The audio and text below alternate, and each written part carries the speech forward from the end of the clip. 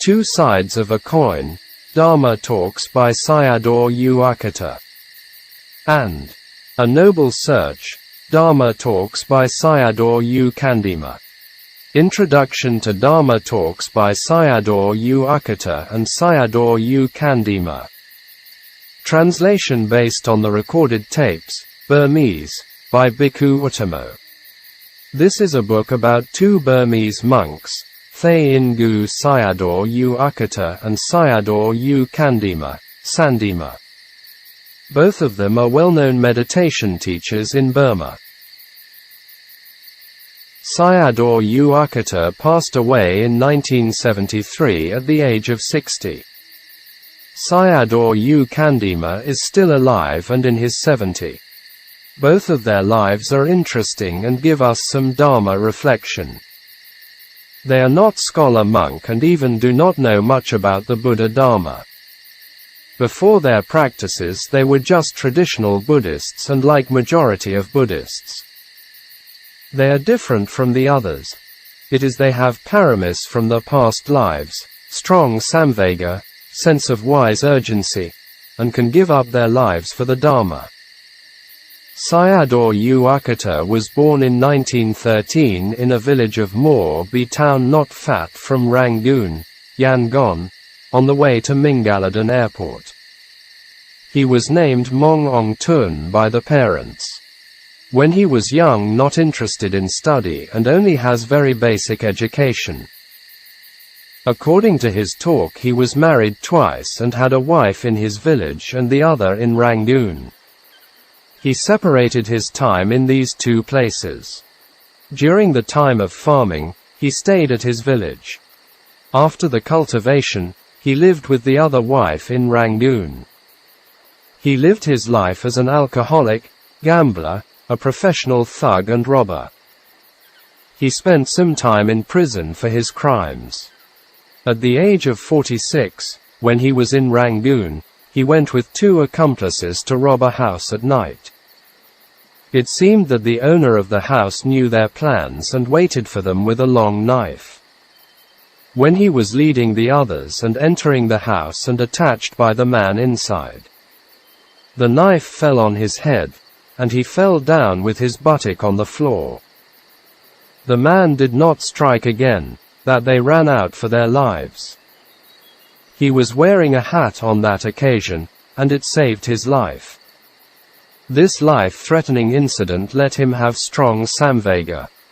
After healing his wounds, he returned to the village with his wife's book, which was about the life and practice of Sun Lun Sayadaws.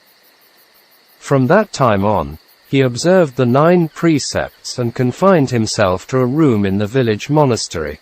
He then diligently practiced meditation according to the book. We can read about his life and practice in the following translation of his some Dharma talks, which include 4 talks here. The first talk had no date and place, but it seems to be at his Thae meditation center in Morbi. It was requested by a lay disciple, and it took more than 3 hours long. It mentioned his life from young boy to until his practice up to Arahant. The second talk is in 1964 at University Dharmasala and about the practice from stream enterer to Arahant. The last 2 talks are in 1968 at Mai Nigan Dharmasala. The first talk on the practice of becoming a Sotapanna and the other to become an Arahant. Sayadaw possessed a clear and good voice. Sometimes his talks were like reciting poems and had a smooth and continuous flow. He knows nothing about the suttas, and he left it to the reader to decide whether some of his interpretations of the Dharma are in accordance with the suttas. Sayadaw talked the Dharma according to his seeing and understanding.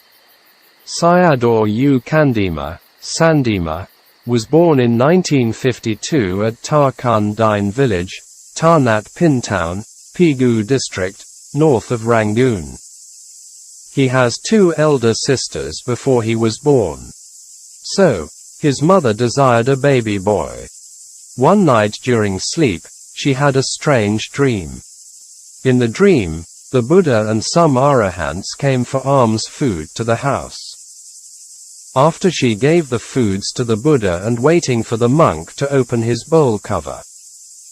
Then the monk opened the bowl and took a baby from inside and gave it to her. She received it with her shoulder cloth and looked the baby. It was a boy, and it made her enjoy. Then she woke up from the dream. At the young age, he was a genius and had a highly developed mind. At the age of 5 or 6, every day at night he asked his mother to light a candle on the shrine for him. He would sit cross-legged in front of the Buddha statue for some time every day. He went to bed in this way. Furthermore, he saw people around him suffered from aging, sickness and death, which made him sadness and fright. Likewise, he asked his mother how to overcome these human sufferings. At the age of 10 or 11, one day he went inside an empty clothes cupboard and laying down there. He imagined himself as a dead person and reflecting as one day I would also die in this way. He saw his body slowly becoming bloated and loathsome. A very strong putrid smell came out from the body and becoming unbearable for him. After he let go of his mind, and it became normal again. He finished his high school, but we do not know he continued to his study or not. At the age of 23, his mother engaged a village girl for him. Then one day, his family members took him to Mingaladan, an area where Rangoon Airport exists, where a Thae Ingu branch monastery has offered a 9 days retreat for temporary ordained monks. They did not tell him anything about it. Sayadaw did not make the reason behind this matter very clear.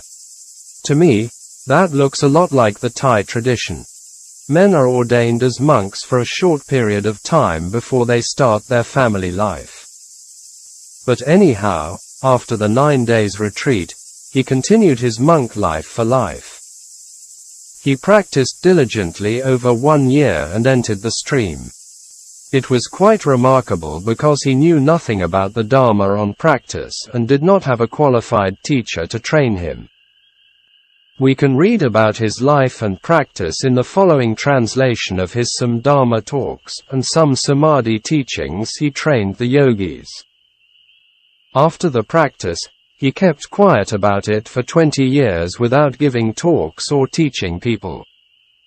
Now he has his own meditation center in Onglan town, Pai district, north of Rangoon, in the British colonial time known as Prome City.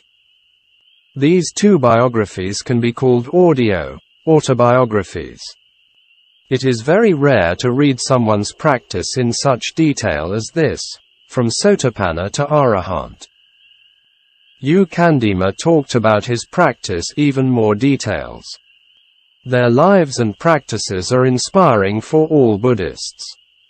The teachings of the Buddha and ancient Chinese sages not only changed some people to become great men and women in the past, but also up to this present day.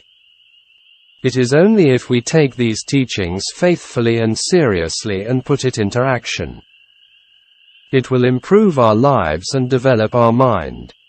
At the end, I will make an overview reflection on their lives and practices. Mogik Sayadaw's Dharma talks help me a lot to understand the Dharma clearly and profoundly. I hope that these translations of the Dharma will help Buddhist practitioners understand the essence of the 4 Noble Truths and their practice. Here I want to express my thank and gratitude to people who help and support me in this project. Nanda, Eliang, Mun Aal. Without them it will not come into existence.